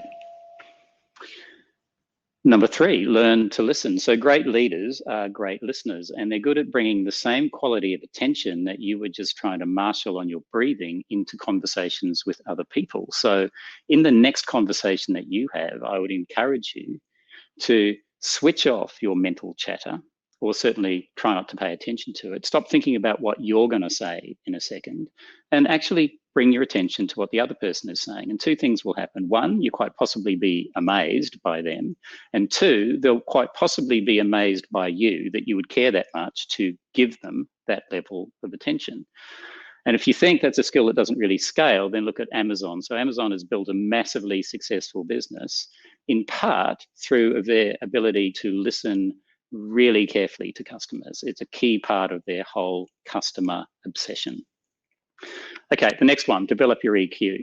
Self-awareness, self-management, motivation, empathy, social skills, bringing them all together into the challenges of leadership is a really powerful thing to do. And it starts with self-awareness, arguably the most important skill in an entrepreneur or startup founder or intrapreneur. Because knowing your internal states, your preferences, your intuitions, your resources, it's part of getting to a much deeper level of understanding your strengths, understanding your weaknesses. And it helps you deal with 2 things that trip up a lot of early stage businesses, which are unexamined assumptions and unconscious bias. So self-awareness will help you with that. As my friend Andy Walsh says, the better you are at who you are, the better you are at what you do. Number 5, be healthy. So leadership's not just about making time for people, it's about making energy for them. It's demanding. And yet in Australia, we've got more than 7 million people with a chronic health issue. 62% of people exercise for an hour a week or less. 62% of Australians are overweight, and almost half of those are clinically obese. 46% of us eat high-fat diets, and 53% of us are overwhelmed with stress, and those are pre-pandemic numbers. On the other hand, healthy people are 3 times more productive than unhealthy people. So it's so worth it to actually take care of yourself. So start eating better, exercising more. And now the next one is sleep. Sleep is a superpower. Sleep is a legal performance enhancing drug. So on the plus side, when you get enough sleep, your brain's capacity to absorb new information and learn improves enormously. It also happens that when you get enough sleep, you can record and retrieve the stuff that you've just learned, like major bonuses for a leader, obviously. On the downside, if you shortchange yourself on sleep, and this is the first thing that falls under the wheels of the bus when you're really trying to build a business, you go, I don't need to sleep so much, but actually you do. So if you don't, your amygdala, your alarm system in your brain, is 60% more activated and more likely to be trigger anger or rage experiences. Not great in a leader. Number 7, lead with intention. So what I mean by that is you spend a lot of time creating intention in a business. You set a strategy, which is about choice, what to focus on, what to prioritize, what to say no to. Another layer down, you might use something like a tool like OKRs, which is a way to execute against that strategy. And both these things bring enormous clarity for you and the people in the team. But how do you manage that level of intention and provide that clarity moment to moment as a leader? So here's another simple practice. Just take 3 breaths. And with your first breath, I just want you to notice the fact that you're still breathing. And with your second breath, just settle your mind. And with your third, ask yourself this question: what's really important right now? Because great leaders just seem to know that. They just know what is important in any given minute, or they know what will be of service. Number 8, nurture psychological safety. So I know this has come up this morning. High-performing teams, according to research by Google on Google, is not made up of a magic cocktail of skills or a particular leadership style in team leads. It's made up of what they call psychological safety. But to unpack that a minute is about unwritten norms. What are the kind of unwritten rules in the relationships between these high-performing teams? And they're made up of 3 things. People feel understood. They feel that they can speak freely, and they feel that they can take risks. So as a leader, that's your job. It's your job to make those ways of relating in the team, hopefully the entire company, about people feeling understood, feeling like they can speak freely, and feeling like they can take risks, and making those things business as usual.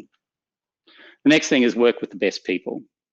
This is a really useful front-end effort to make sure that the people around you are the people that are actually going to be fit for the organization and are going to work effectively with you and with each other. So at Sendle, we call them the 5 H's: humble, honest, happy, hungry, high achieving, and always in that order. So we would never hire people that might be, say, hungry and high achieving if in our assessment they weren't humble in the first place, because they wouldn't play well with everybody else. They wouldn't collaborate well.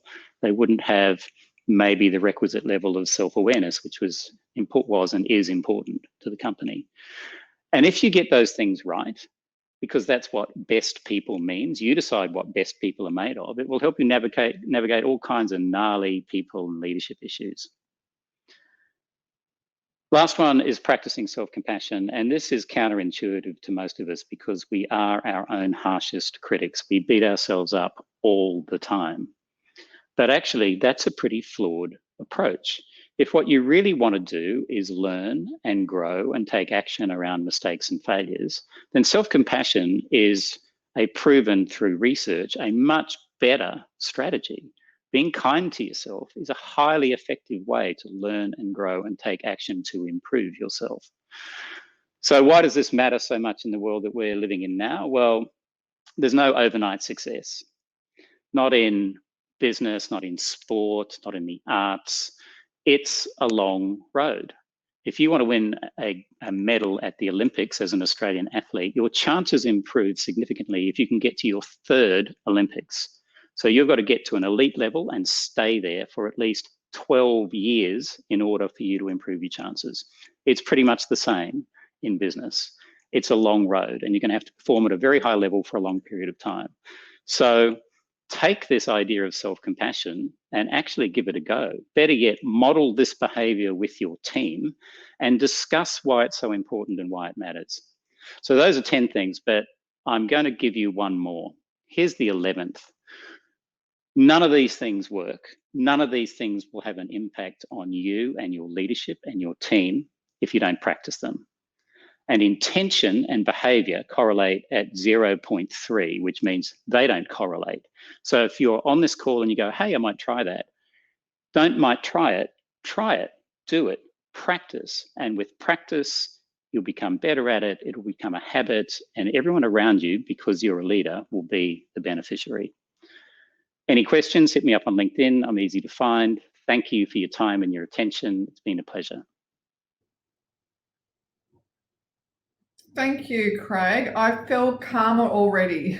I'm just sitting here breathing and I already feel so much better. And it's all these, you talk about things that I already know. It's just such wonderful reminders about being so present within ourselves and being able to listen to our breath, being able to, acknowledge that it's not in the future and it's not in the past. It's such a great anchor. So thank you so much for your time. I look forward to catching up with you again soon.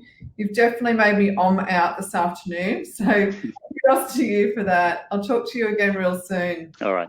Take care. Thanks, Joe. Thanks, everyone. Thanks for your time. Now we've got Ben Cooper online. And Ben, just to give you a heads up, we're all going to get booted off the platform at 2:15. So I think we're at 2:06 now. I'll give you the heads up, but I just wanted to take 30 seconds to remind everyone today that, we wanted to thank the City of Sydney for helping us pull this together along with Digivizer. The funding came from City from Sydney, and we've used that money to share as much wisdom, experience and insights as we can possibly share, but sometimes it's difficult for everyone to access where they live or where they conduct business. So a reminder that everyone will get a recording of this session post-event with a document of 100 takeaways from all 10 speakers. Now, we obviously didn't have Shira and myself because we're going to run out of time, but they will come to you anyway. And Ben, in lightning speed, you're going to introduce yourself in 1 minute, and then you've got the remaining 7 minutes all to yourself. Thank you so much, Joe. Okay, guys, what an incredible afternoon we've had. Lots of interesting people telling us lots of interesting things. So I'm the Group Innovation Director for MC Saatchi. I'm the founder of Tricky Jigsaw, but also I've got my own business, which is 0600, which is a kit company. So I've got quite a bit going on. Look, I'm conscious that my 10 minutes has just become even shorter. So I wanted just all to grab that pencil, pen that's in front of you, that you've been no doubt scribbling down all these ideas as you go. And I want you to draw this. Can you see that? Basically, it's an ambition framework for innovation. You'll see there that in the bottom corner, you've got core. The second one up is adjacent, and the top one is transformational. Here we go, I've got full screen now. And importantly, what I want you to do is look at the bottom axis where you go to new products in adjacent and transformational, and to new customers in adjacent and transformational on the vertical axis. This ultimately is a framework that we use a lot to organize the efforts and energy in the businesses that we work for, but also the business that we do. And I hope that it's something that you can use to kind of control things for you too. Importantly, what you should look to do is apply energy 70-20-10 across those horizons. So 70% energy on your core, 20% on adjacent, and 10% on transformational. The reality is that we spend 99% of our time in business as usual, and then we wonder why we kind of get disrupted. Now, I'm conscious that a lot of people on this call are from startups, and I would say that you're probably starting at transformational. You've already seen a problem in a different way. But most of the time, you're running to BAU because you're trying to get to the core. So it's important to have a map of how you kind of travel across these three all of the time. And I'd also say that it's good for you too, because ultimately you've got to look to sort of adapt yourself to stay relevant. But importantly, how do you turbocharge across those horizons? In the top corner, I want you to sort of sketch your purpose. We've learned a lot about purpose today and how important it is to really have a guiding light. But that light can be, I guess, blinding if we're not careful and not based on a sort of foundation or a rudder. So in the bottom corner, what I want you to do is write customer job. The customer job is really sort of understanding the needs that you're running after and the problems you're trying to solve. The combination of having purpose in the top corner and the customer need in the bottom means that you can start to kind of create a trajectory that travels through the core, adjacent, and transformational, and really starts to kind of give you a bit of a roadmap. Now, hopefully you've got this sketch in front of you and you can start to sort of fill it in your own way. I think the thing to remember here is ultimately the fact that the needs at the bottom is not something that you pluck out of the air. It's something that you need to spend time with your customers from both a qual and a quant perspective.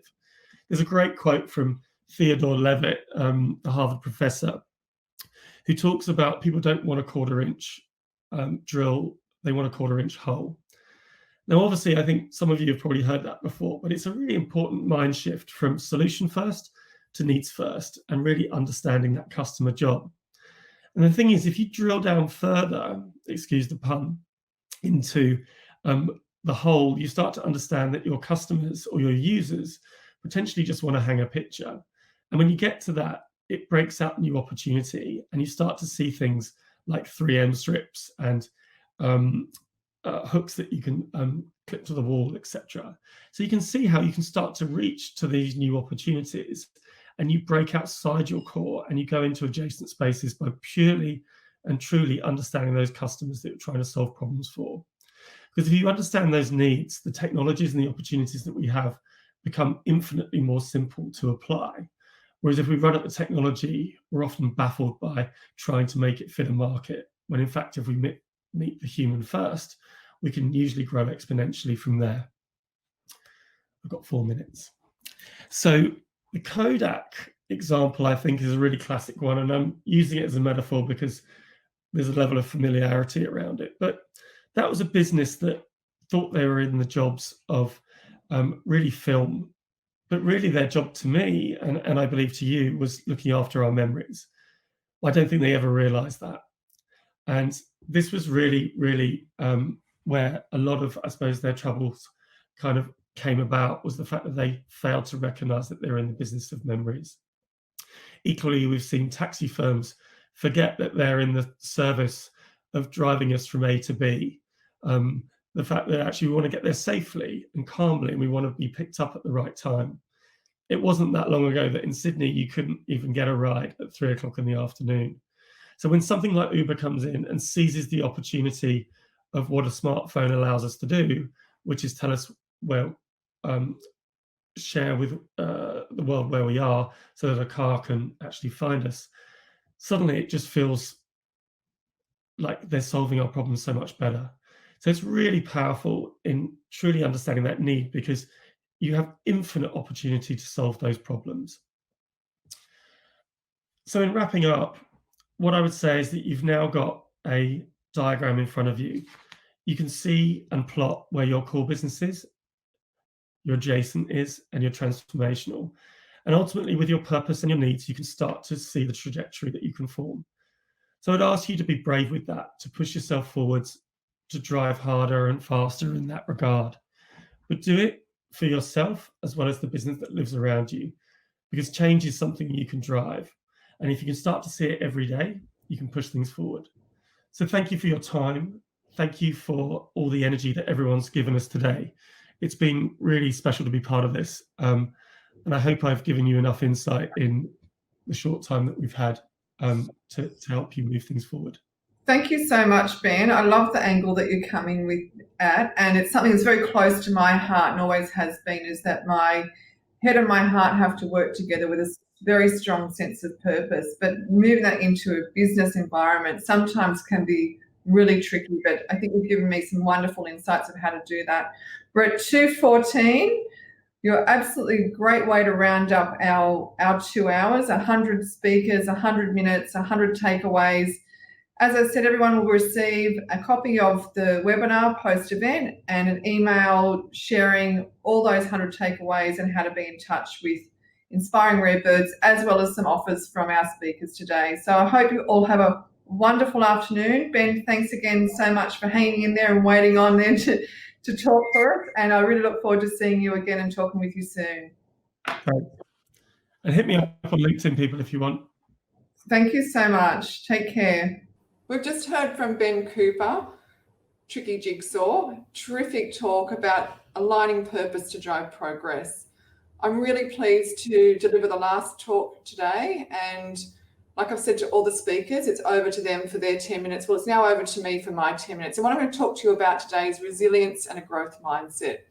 And building a growth mindset, well, the best way to really understand a growth mindset is to look at the opposite, a fixed mindset. People with a fixed mindset believe that their talent and ability is set at a certain level and it can't be altered. Because of this, they end up fearing failure, and it reflects poorly in their ability and themselves as a person. But people with a growth mindset are far more resilient because they believe that their talent and ability can be increased through extra effort. They relish challenges and the opportunity to grow. The good news is that you can change your mindset. I can assure you this is something that can be learned. If you see and believe that your success comes from persistence, effort, determination, and training, then your business and abilities will definitely grow. For those with kids, here's a hot tip for you. If you find yourself saying, well done, you're so clever, well, you're building a really fixed mindset for them.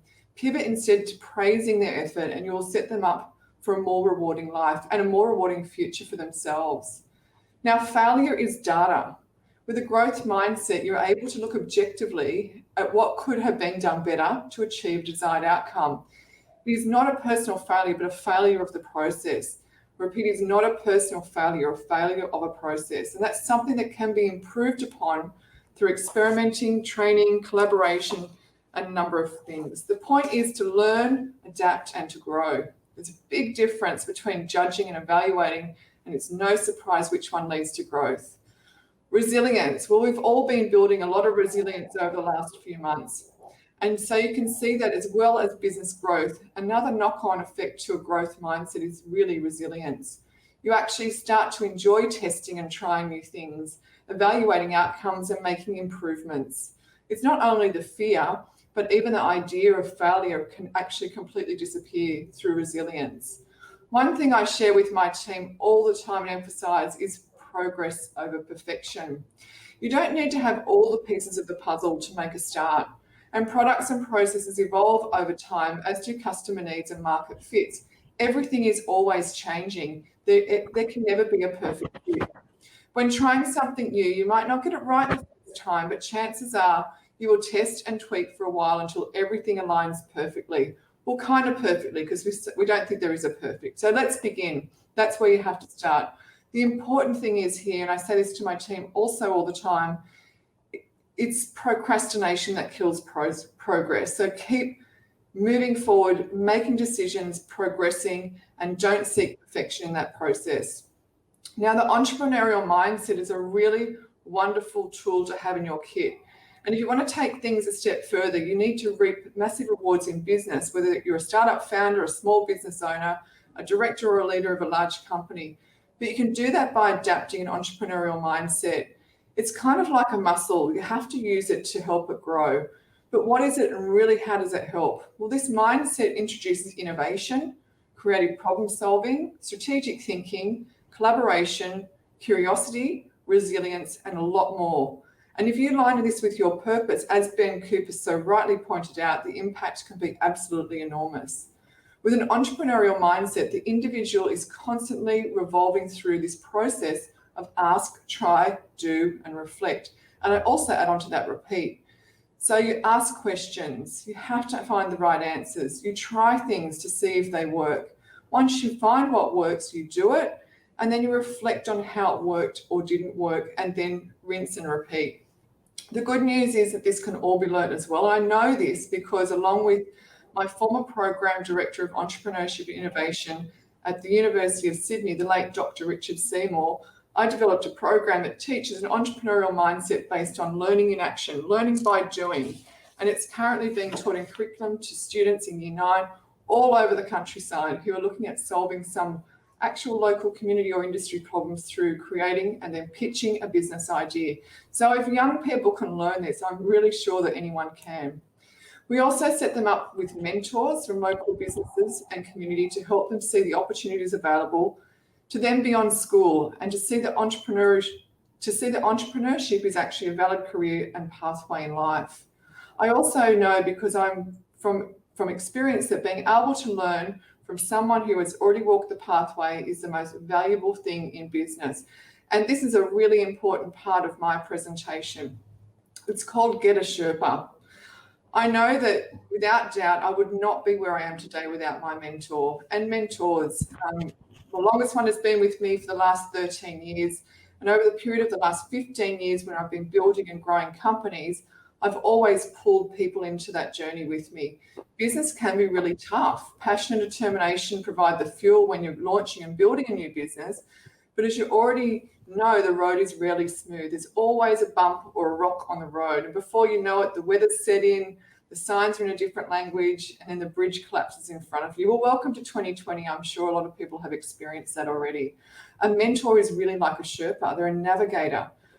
They've been down the road already that you're about to walk down. It's a huge advantage for anyone. You wouldn't climb Mount Everest without Sherpa, and you won't reach your peak in business without a mentor. I truly, deeply believe that. And that's why mentoring is one of the key pillars of Rare Birds, a service that we've delivered and offered to business owners and corporate leaders for quite a few years. We've created and perfected this program that matches and manages the relationships for the greatest impact possible. And I've been able to establish a huge community of high caliber mentors who are committed to diversity and inclusion and are mentors for us. And that also includes the program and the work that we're doing with the PMC Office for Women, with 90 marginal demographic women provided a scholarship to our mentoring program to help them navigate through some of the challenges that they're facing during COVID and beyond. So become truly fearless. Fear is a really tough thing to overcome. It wouldn't be an adventure if it wasn't scary, but fear is quite debilitating. And I have seen people lose self-confidence, they create self-doubt and lose self-esteem through fear becoming something that overtakes them. It has to be looked in the face or it will overwhelm you. I'm going to talk through 11 of the self-limiting fears that are common for business people that I know and how to overcome them. They say that in the military, you cannot have courage without fear. But I can honestly say, none of these fears now exist in me. And that left me a long time ago. And what took over was an insatiable appetite to ask, try, do, and reflect, that entrepreneurial mindset. And then, of course, you have to show up, you have to be present, and you have to be there. So let's go through these limiting fears and let's flip them over. And I've come up with these specifically because I've done so many talks with women and business leaders all over the country with Inspiring Rare Birds, that these are the common threads that seem to emerge time after time. The first one, of course, is a fear of change. We've had enormous change recently. So rather than fearing change, be the change maker, be the agency of change that you wish to see. Fear of failure. Well, no one was born playing the violin. So you've got to pick it up and learn it step by step, note by note, day by day. By failing, you actually are learning in the process. Fear that you don't know enough. Well, who are you measuring up to? It has to be you, and you are enough, just the way you are. So keep your self-esteem in check and keep at it. Fear of the unknown. Well, the unknown only exists when you don't ask questions. So ask questions endlessly and listen endlessly. Fear of committing to business expenses. And this is a really big one that I come up with and see a lot, particularly in women-led businesses. I always say investing in yourself is backing yourself, and surround yourself with good numbers people, but you have to learn the numbers as well. It is your money at the end of the day. It is every dollar that you've worked hard for. So make sure you know where you're spending it and spend it wisely. The fear of taking risks. Well, mediocrity has never changed the world or built businesses. And going with the flow doesn't make you a change maker either. The fear of disappointing others. Well, you've got one life and it's yours. We all make mistakes, but apologize when you're wrong. Acknowledge your mistakes and then move forward. The fear of being pushed into uncomfortable situations. Well, I kind of like this. It's a bit of a sickness for me, but I do like being uncomfortable and I like being in uncertainty because I know that's where the magic happens. That's where I learn the most and that's where I thrive, but it's also a place I build the most resilience as well. The fear of being wrong. Well, you have a voice and you get to use it, but you can't really know right until you've experienced wrong. And you also have to own your wrong. Be gracious in your errors. Most people will help you if you simply say, I don't know, and I'm struggling how to get the answer. I guarantee you 100% of people will help you step up and overcome what it is that you don't know. A fear of not being good enough. the biggest showstopper of them all. So good enough for what? Stop comparing yourself to anybody else and start executing. What I see a lot is that people are actually more fearful of success than they are of failure. But remember, failure is easy and success is a long journey. So self-belief, of course, is extremely powerful. You can change your attitude and take charge of your life and make whatever you want, but you have to show up. You have to take action. You have to take a big step every day towards that place.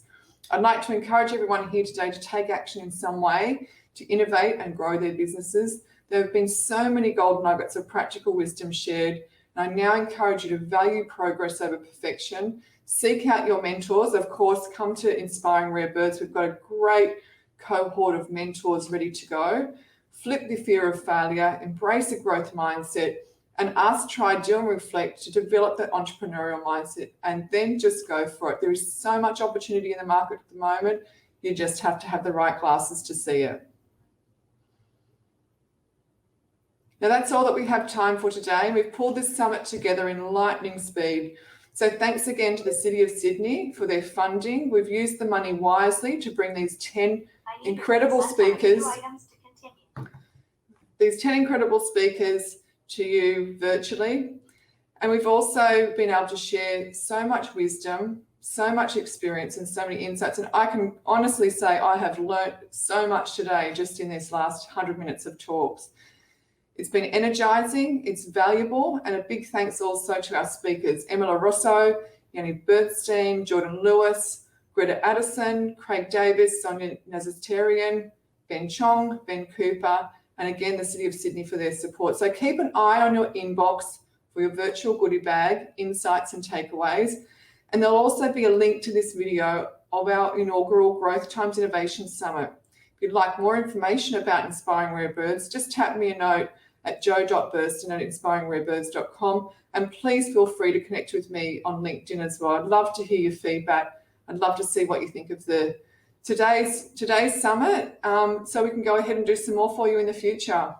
Thanks and have a wonderful afternoon.